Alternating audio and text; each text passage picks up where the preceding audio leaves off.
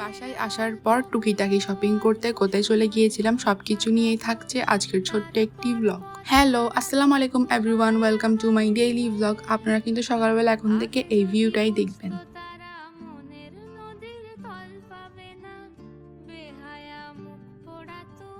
সকালটা শুরু করলাম এক কাপ কফি আর বাকরখানি দিয়ে। আমি কিন্তু কফি তেমন একটা খাই না, বাট তার আগের দিন কিনে আনছিলাম যেহেতু, তাই একটু টেস্ট করে দেখলাম। কোথাও থেকে বেড়ে আসলে জিনিসপাতিগুলো এত নোংরা হয়ে যায়, এত ডার্ট জমে যায়, তাই আমি এখানে বসছি আমার সব মেকআপ প্রোডাক্টস, আমার সব স্কিন কেয়ার প্রোডাক্ট সবগুলো একটু ক্লিন করতে।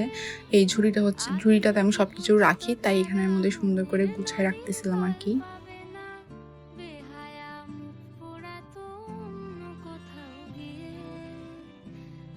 এরপর আমি আসছি একটু রান্নাবান্না করতে আমার ভালোই লাগে। এখানে আমি রান্না করব ঘন করে, যে ডালটা রান্না করা হয় ওইটা।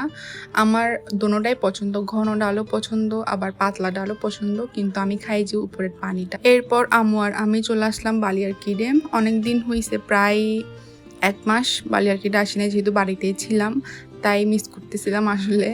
তাই আমি আর আম্মু চলে আসছি, আর আমার একটু কেনাকাটা ছিল, সেগুলোর জন্য আসা আর কি।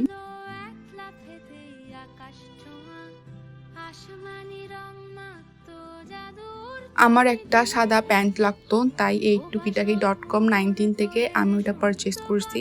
দোকানের ওনারটাও অনেক ভালো, সফট স্পোকেন। তো আমি এখানে একটু 3 পিস দেখতেছিল, কিন্তু আসলে পরে আর কেনা হয় না, জাস্ট আমার প্যান্টটাই নিয়েই আমরা চলে আসছি। এরপর দেখলাম সানবিজ বাই টনি ওদের আউটলেটটা সামনের দিকে নিয়ে আসছে, তো এখানে একটু দেখলাম। এরপর নিচে নেমে এই চুড়িটা আমার এত পছন্দ হয়েছে, কিন্তু প্রাইস বেশি বলতেছিল দেখে আর কেনা হয়নি।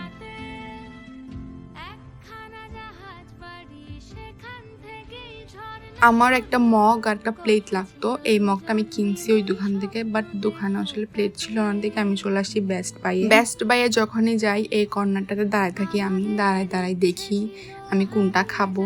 পরে ঘুরে ফিরে আমি আইসক্রিমই খাই। তো আইসক্রিম খেতে খেতে আমার এই প্লেটটার দিকে চোখ পড়ছে, এই যে পুকি মার্কা প্লেটটা। দেন আমি এটা কিনলাম, কিনে সুন্দর করে বিল টিল দিয়ে চলে যাচ্ছিলাম বাসায়।